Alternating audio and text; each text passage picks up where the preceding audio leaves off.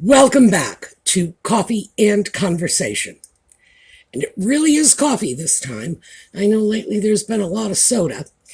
And this is probably not the only black cat that we will be seeing, because Audie he just had a visit with Jane, which is very exciting for him because he's crazy about Jane. He loves everybody, but Jane's one of his very favorite people. So Jane came over, Audie saw her, so now he's running around. Here's the thing with a little cat. When something exciting happens, like Jane, he just kind of expects that there's going to be one exciting thing right after another. And he will come in after Jane leaves and like, what else is there for me? I want more goodies. So I don't know, did you hear his bells?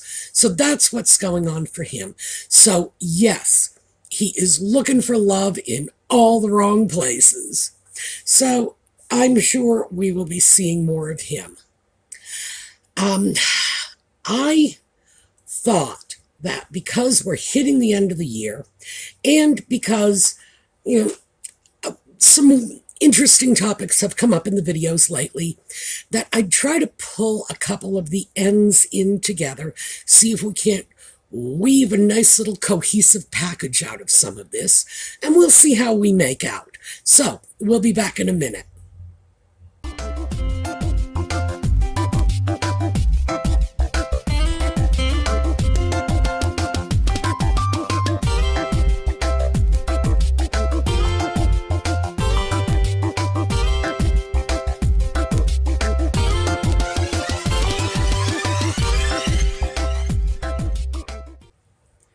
Well, as you can see, yes, Audie is here. Jane just whetted his appetite for snuggles and love. So, yeah, we need more, don't we? It's the cutest thing. Honestly, it is. I absolutely love their relationship. I love the fact that Audie will chase her home and he goes over to play in her yard and sleep on her porch. And whenever Jane is around, Audie is just beside himself with delight. So it's always so charming. But of course, now that, Jane has made her visit and is gone, he's just feeling like there's a little gap and maybe he needs to fill it with something. So yes, he is here expecting to be picked up and snuggled because, hey, Jane petted me, now it's your turn. So I'm going to see if I can put him, okay, I was just going to say I'm going to see if I can put him down, but as you can see, he's not having any of it. He's just going to crawl a bit higher onto my shoulder to make sure he doesn't get dumped. Well, oh no, please. How about if I just let you onto there we go, on the chair and back. Okay, that worked. Kind of, sort of. But yes, yeah, his motor is all wound up. So we are probably going to have some interesting cat times this evening.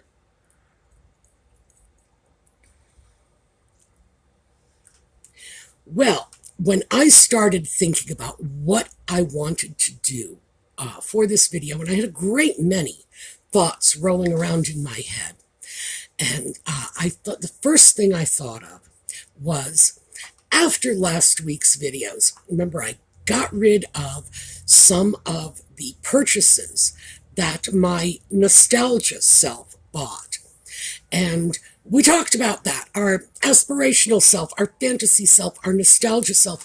The nostalgia self, for me, she's the killer because I never see her coming. It's like by the time I've figured out what's going on, she's already ordered like a pink mini dress or a pair of go-go boots. And I'm sitting back saying, oh, this was just not a good idea. Yes. My nostalgia self gets very much involved in my clothes shopping. And so after removing a few pieces, and I did that last week, by the way, everything that was packed up for the donation, all gone. Many, many boxes fled the house. And this is good. They've gone off to a thrift shop. Everything is lovely. Somebody is eventually going to make use of them, and they're just going to have a new life somewhere else. But after that, when I started thinking about how it was that, I pulled 4 blouses that I had just purchased this past year out of my wardrobe, thinking to myself, you're doing this the wrong way. You're supposed to be getting rid of stuff, bringing stuff in, but it's not supposed to be the same stuff. So I started looking a little more carefully at some of the kind of hidden areas of my wardrobe. Now, I've mentioned this many times. This is how I can keep a handle on my shopping. I have folders on my laptop, desktop, everything. If I buy something, bought this blouse, photographs. I'll usually pull the photographs from the website I got it from. Goes right into my file so that when I go into, linen tops, there it is, the red one, and I keep all the information. So the title of this picture, and people's pictures have all kinds of different titles. Some people will just create their own title, Grandma Mike's birthday. Other people, it'll be like DCM 941 because that's what your cell phone camera labeled it when you took the picture and you never bothered to change it. For me, it will be, red linen. I will put the name of the store where I got it, the year, so 2023, how much I paid for it. And I keep all that information, and because that's the title of the photograph, I never lose the information. As long as the picture is there, all the information I need is there with it. And that helps me deal a lot with my desire to buy things. I just sort of get very, very anal in terms of my organization of what I have purchased. But I also keep wish lists in with the folders of the things that I have. The things that I want are in there too. So I went into my wish list and I found that Nostalgia Me had been pretty active in that wish list. And I've spoken about this before. Back in the 1980s, I had this terrific leather flight jacket. And I subsequently found that exact same jacket. So it went into my wish list. Now, I have to take that out of my wish list. Now, let's start with the fact that it is $329, which is a pretty hefty price for a leather flight jacket, especially given the fact that I can easily find jackets that are very much the same, not exactly, very much the same for like half the price. And also, we're talking about something from the 1980s. In other words, I was 30 when I had this jacket. So I am not 30 anymore. This was Nostalgia Me buying. So I'm going to need to take that out of my wish list. I haven't done it yet. I have to kind of work my way up to it because I don't want to. Nostalgia Me is fighting hard to hang on to this piece. But I then found yet another item. And this is actually something that I bought a couple of months ago. And it was clearly a purchase made by Nostalgia Me. So let me show you. Yeah, a pair of brown clogs. Now, any of you who are my age, you know when these were fashionable. This was like 1970s. So, yeah, Nostalgia Me was shopping again. Now, those are probably going to stay with me for a while. I think eventually they're going to have to go. But part of the reason I bought them, and this is part of the reason that I have trouble fighting Nostalgia Me, is I got those shoes for $30. So, and they're beautiful leather shoes, name brand, etc. I got them on clearance. They're terrific looking shoes, or at least they were back in the 70s when they were fashionable.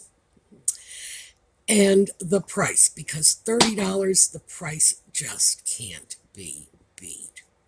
So I'm going to leave them where they are for a while.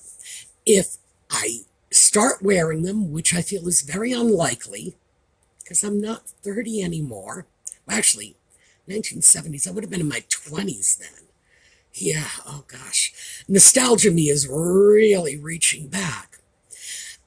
If I do decide to wear them again, not likely, given what a really good deal I got on them, they will turn out to be a good purchase. But as you can see, this is all justification. This is all garbage I'm telling myself in order to defend the decision. Now, what I should be telling myself is they were $30. That's all they were. I have spent a lot more on more foolish things, and I should probably just reconcile myself to the fact that I made a mistake, pack them up, and send them off to the thrift store where somebody might actually wear them. Because, I don't know, 70-year-old woman wearing 1970s clogs, I'm just not sure that's really who I want to be. My nostalgia self wants me to be that person, but I'm not sure if that's the person I want to be. So I'm still playing with that. So that whole quagmire of how much more crap has Nostalgia Me snuck into my wardrobe when I wasn't looking. And yeah, she has definitely gotten me on a couple of things. And then that led me to the general concept of shoes. Because at some point, and probably not today, but at some point, I do intend to do a video on shoe shopping. And I think I've mentioned this before. My family was in the shoe business for many, many generations. 4 generations in the US, and probably another 4 or 5 in Sweden before that. So this is something I grew up with. Grew up in shoe factories, basically. And as a consequence, one of the things I know well is how to buy shoes.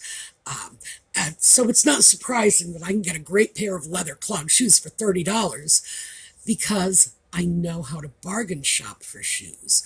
I know the ways to get good quality as well as a good price.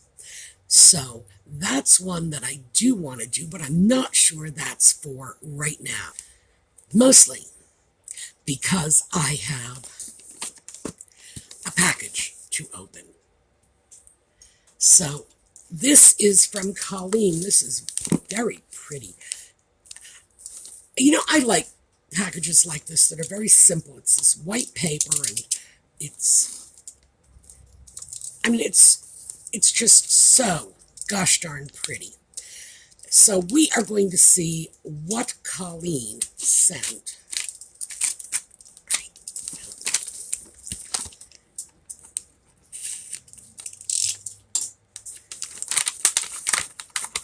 Oh, a box. All right. If you're good, you can play with the paper.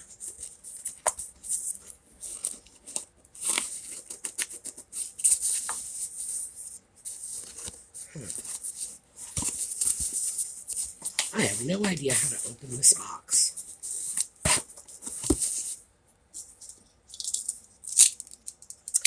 but I have a sharp knife.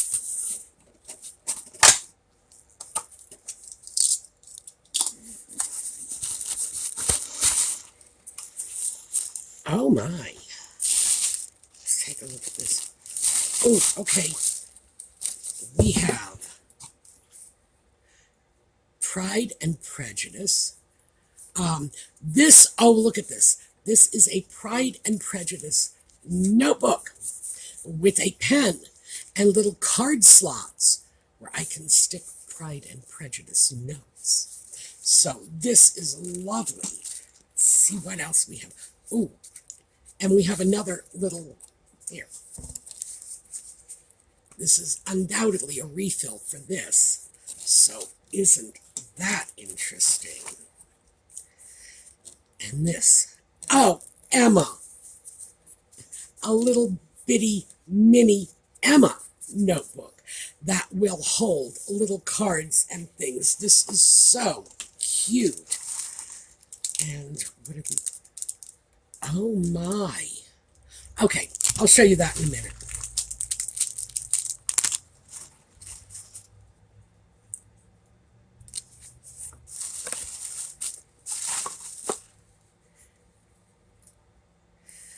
Oh, look at this. This is a wonderful little, it's like a cosmetics pouch. And it is Emma. Let's see what it is. Jane Austen, Emma, illustrated by Hugh Thompson. I have no idea who Hugh Thompson is. But we have a little Emma pouch. Now,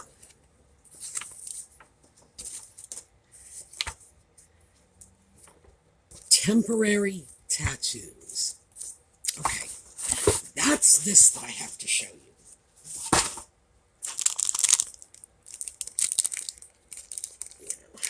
Let me just get one of these open. Yes, sharp knife again.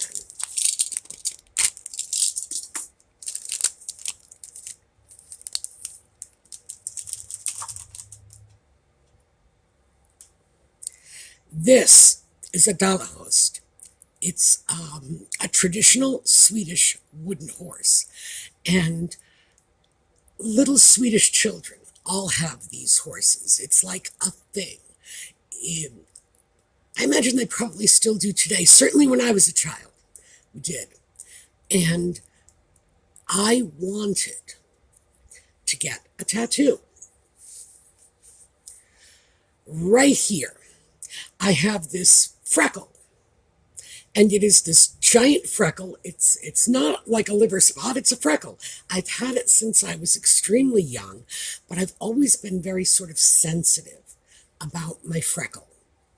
And I wanted to get a Dalahorst on it, right there. So I went to a tattoo parlor downtown, and I spoke with a young man there. And now he had like tattoos of spider's webs crawling up the side of his neck into, the side of his face. He had more piercings than you could possibly imagine and gauges in his ears. And for those of you who are not familiar, that's when they have the holes in their ears that have been expanded to, quarter-inch, half-inch. I mean, I've seen some of them really huge. And this boy looked at me when I said I would like a little Dalahorst here and said, "Oh, we can't do that. That's way too aggressive." I was floored. All I could think of is this guy with the spider's webs and the piercings and the gauges is telling me that a little tiny Swedish horse is too aggressive. It's like, what planet did I just land on? So I think what it was is, frankly, I think it's ageism. I think I went there and there was this kid and he looked at me and said, "Well, I'm not going to tattoo grandma's hand." But I kind of backed off after that because it just seemed to me that, if it was going to be that difficult to do it. Maybe I wouldn't, but obviously Colleen has found a way out for me. We have, oh gosh, look how many of them there are. I can probably renew this tattoo every time I need to for the rest of my natural life, and I am never, ever going to need some kid with spider's webs up his neck passing judgment over me. I get my own little tattoo. So thank you, Colleen. But yeah, that was my tattoo story, sort of the no tattoo for me, because that boy has serious problems with judgments. So, to heck with him. I'm going to get my tattoos after all. All right. Thank you so much, Colleen. I am going to have some fun with this. And the next time I see you, I'm going to have a little dollhouse there instead of that big freckle. So, back over to what we were talking about, nostalgia self and aspirational self and fantasy self, and how to deal with these folks. Well, obviously, for me, it's a work in progress. For me, nostalgia self is out of control. And I'm going to have to find ways to rein her in. And this is not just something that's come to me in old age. I have always tended to revert back to prior periods in my life when I'm looking for things like, if I'm looking for clothing, I tend to remember the clothing that I used to like, so I'm thinking of, I'm going to get a blouse. I think back to all the blouses I've had over the many, many years, and which ones did I like? Which ones gave me the most enjoyment? Which ones would I like to have again? And that's probably not the best way to do it, because when I start doing that, I am sort of retracing in my mind back to a period of time that was very different. The styles were different. My body was different. My age was different. Like I say, that leather jacket that was just so sparky when I was in my 30s. Well, not in my 30s anymore. And I can't keep doing this. This is not working for me. I know why I do it, and I know this is like the worst excuse for anything. The reason why I do it is because I've always done it. I don't have a good reason. I do it because it's what I did before. Did it work for me? No, it did not. But for some reason, I leave that out of the equation. And I think, well, this is what my process is. Well, maybe so, but my process is flawed. And I have to stop that. So right now, at this moment, I still have one nostalgia piece in my wish list and one nostalgia piece in my shoe rack. And I have to give some serious thought to how to cope with that. I also need to see if I can find new methods and new patterns for dealing with this. And one of the things, I don't know about the rest of you, so I'm just going to speak for myself. One of the things that I know about me is that at this point of my life, I'm very sure about what I like and what I don't like. Now, whether or not I'm accurate about that, that's a different story. It's just that I am 100% certain I know. And in fact, I may not. I'm just trenching in and doubling down. It's like, I like this stuff. I like this sort of shirt. I like this sort of pants. I like this sort of sweater. Maybe not. Maybe not. Maybe I am just becoming very closed-minded because there was a time when I did like it. There was a time when I thought this was just, the bee's knees. So I have to start playing with that. I have to start working that one through. Obviously, I don't want to be one of those people. I've seen them, you've seen them, we've all seen them. An old woman who is dressing the same way she dressed when she was a teenager. And it's not just because there's that whole age inappropriate thing, but it's that I was a teenager a long time ago and styles have changed considerably. And to be honest with you, if I want to go into vintage clothing, it's not going to be the vintage clothing of the 60s and 70s. Absolutely not. That is not what I consider attractive. My goodness, if I want to go into vintage clothing, it's like the 30s, the 40s, ooh, the 20s. 20s were great. The 80s, I do honestly like the styles from the 80s. So, yeah, I need to stop doing this. I need to figure out why it's so captivating for me. What is it? Are these times when I felt I was happier? Truth is, I don't think so. I really don't. I don't look back on those points in my life and say, oh, I was my happiest in 1969. No. There was a war in Vietnam. When I would show up in school, I would do a quick look around to make sure all the boys who were there yesterday are still there today, and no one has gone off to die in a rice field in Southeast Asia. Back in the 60s was a very scary time for me. I have brothers, so it was terrifying that this war was going on, the draft was going on, and you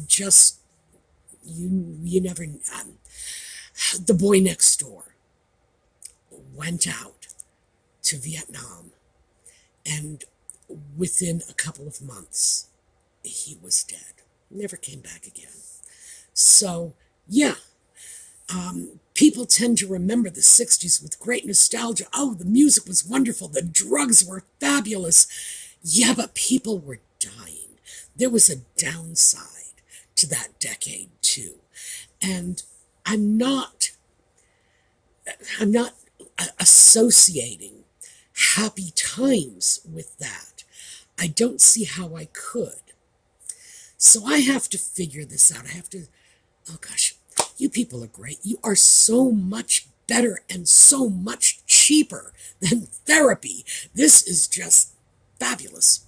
But I do have to work this through and find out why I'm doing this, because I'm not even aware of it. Like I say, my nostalgia self, she sneaks up on me. I do not even know she has been until she started clicking buttons and suddenly I'm looking at a pair of Chelsea boots coming in the mail. I have to get a handle on this. I have to figure it out.